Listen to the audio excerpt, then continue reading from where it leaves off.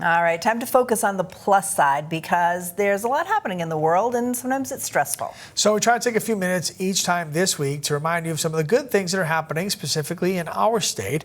And we'll begin with adopting gardens. That's right. Over the weekend, people in Bangor committed to taking care of different garden areas around Bangor. Our Sean Tesler tells us more. It's an awesome opportunity to make the city beautiful. Amy Baldwin is a self-proclaimed average gardener and one of dozens of volunteers in Bangor spending their Saturday planting flowers.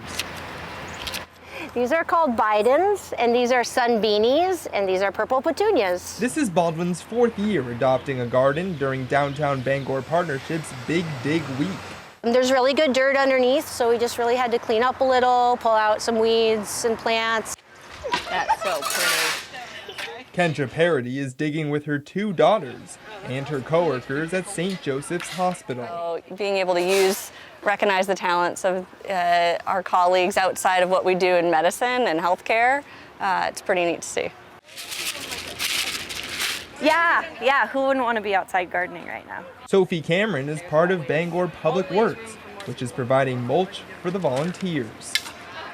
We've got 1 truckload that we are dropping off kind of continuously, and then we had a bunch of piles delivered yesterday. I love it. I think this is exactly what parks are for and what we want more of every single day. Betsy Lundy is overseeing the event and has been a part of it ever since it began in 2014. Year after year, if we keep encouraging it, we'll see people using our parks in ways that are healthy and community building. It's important to take pride in the city that we live in. You know, when people walk around, I think flowers make people smile, makes you feel good. Volunteers pitching in to make a shared place more beautiful. In Bangor, Sean Tesler, News Center, Maine. And there are still some gardens available for adoption. To sign up, you can visit the Downtown Bangor Partnerships website. So last week, lots of you helped us raise a lot of money to feed the state of Maine. A lot of money. We collected $130,000 for our Feed Maine telethon. That's enough to provide more than 250,000 meals for Mainers. A huge thank you to everyone who donated. And if you still want to donate, you still can do so at feedmaine.com. Feed Maine Day was a tough one for us this year because it was our first without Kim Charland. Yeah, Kim passed away earlier this year after a long battle with cancer. Kim, part of our News Center Maine family for many, many years, and was really the heart behind all of our community programs like Feed Maine, Project Heat, Coats and Toys for Kids, and so much more. Kim touched so many lives, even of those who she actually never got to meet in person.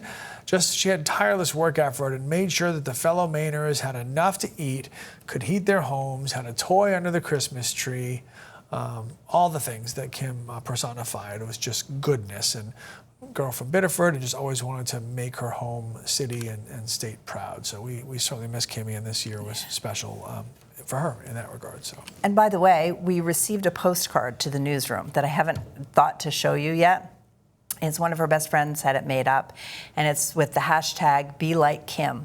And on the back side, it says things like, give someone a compliment, give someone a big smile, help someone out, all the things that Kim did that we made talk her about special. the little things. If there was a way to put a face on the little things, Kim was it. Yeah. It was always the little things. Yeah. It didn't have to be an event. She'd just show up one random day and be like, hot chocolate for everybody. We're like, okay. Because hot chocolate. she felt like it. Yeah. So, yeah. Good stuff. All right, people running the TD Beach to Beacon race this year will be helping some kids who are learning how to read. The beneficiary of this year's 10K race is Dirigo Reads. The nonprofit supports more than 100 schools across the state, giving first graders 1 new book a month. Pond Cove School in Cape Elizabeth is their latest addition. So every first grader has an opportunity to be part of the program and get a book as they learn how to read. But it was apparent to me today that a lot of them are already reading because I would drop off some of the sentences and let them complete the words. When a school gets added to our program, there's no cost to the school, no cost to the families, no cost to the students. It's just signing up to be able to receive a new book every month of the school year for the first graders in that school.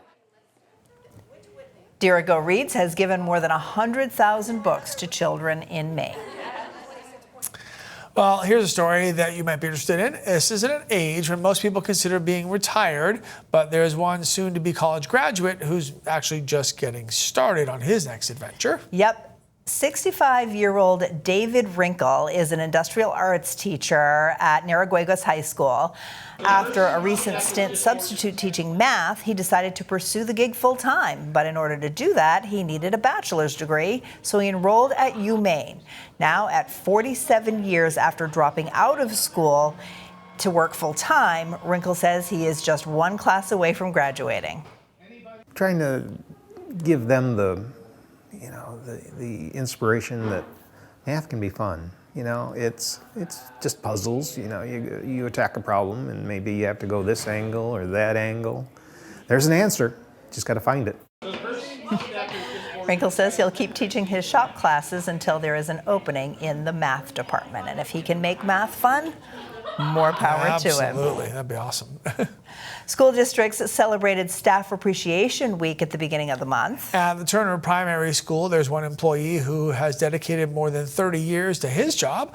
Our David Guilford has the story.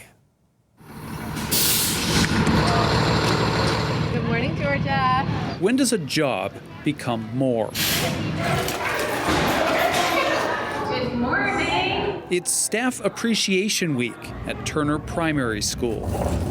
Few feel more appreciated than custodian Roger Grenier. But everyone calls him Mr. Grizz. He's a great person, and that he'll take care of a lot of messes. Okay. 34 years ago, Mr. Grizz worked in drywalling. It wasn't for him. Since then, he says he's worked every building in the school district. But Turner Primary is home. They're more on my level, You look at them and they smile, and Mr. Grizz, And they ask the funniest questions. I mean, this is the best part. Especially pre-K. Why are you bald? I mean, it's just, well, yes, I am. One reason an 80-year-old might connect so well. How many pens do we have? He sees a lot of them grow up. All right. I was a student here in first grade many, many years ago, and now I teach first grade here. And I was friends with him back then, and now I'm friends with him today. His day starts 2 hours before the kids arrive, when he can get work done without much interruption. 5 more to go. Good morning, Turner Primary School. Work slows down for a bit when the classrooms fill. Indivisible, with liberty and justice for all. But he wouldn't have it any other way. All of these teachers are so nice. It's like a family. Grizz was one of the first to hold my firstborn. We can always count on Grizz whenever we need him to help out, and the kids just adore him. Leaving the din of the hallways. A refrigerator, microwave, get a few supplies here and there. In his office, he enjoys a brief respite. I get Chinese, I'm gonna warm up Chinese, yeah. And surrounded by reminders of his worth, he reflects. I should be paid in the district to work here in the morning. I mean, it's just germ-free. And then it's time for everyone else to eat. Yeah, this is the real active part of the day right here. And it gets noisy. The school has a principal. Mr. Grizz is the mayor. Custodians gotta eat. Oh, yes. Special treat. I'll be darned. I didn't recognize you, Santa. Even former fellow custodians come back to pay a visit. Greatest man I ever met. Thank you. Thank you. It's true. If the world was all like him, there'd be no problems. The job of a school custodian can be a thankless one. Not here. He's probably the funniest and most joyful person I've ever met. Probably without him, this school would be crumpled down into a big pile of trash. I really don't know Turner Primary School without Grizz. Thank you. A good boy. Mr. Grizz says he's the thankful one. He needs this place as much as it needs him, and he doesn't plan on slowing down. Right now, if I retire and I stay home, I mean, I figure I'm going to start going downhill because I don't have these kids to live for. I don't, I know I got nieces and nephews, but it's not the same. He has a lot to live for, and maybe a lot to look forward to. After I pass away, they're going to put a bronze statue out here, they tell me. Big 12-foot bronze statue with a vacuum cleaner maybe in my hand. Hi, Chris. If the old saying is true, Mr. Grizz hasn't worked a day in 34 years. You done did good. Thank you, thank you.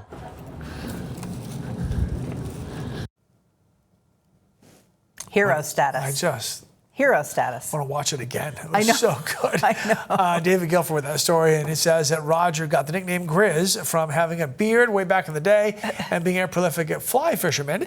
And then one day in the back country, his friends saw him out on the water and said, "You look like Grizzly Adams." So Grizz stuck. It's a great nickname. Yeah, that's awesome. Great story. All right, that's it for this week's edition of The Plus Side. We'll be right back.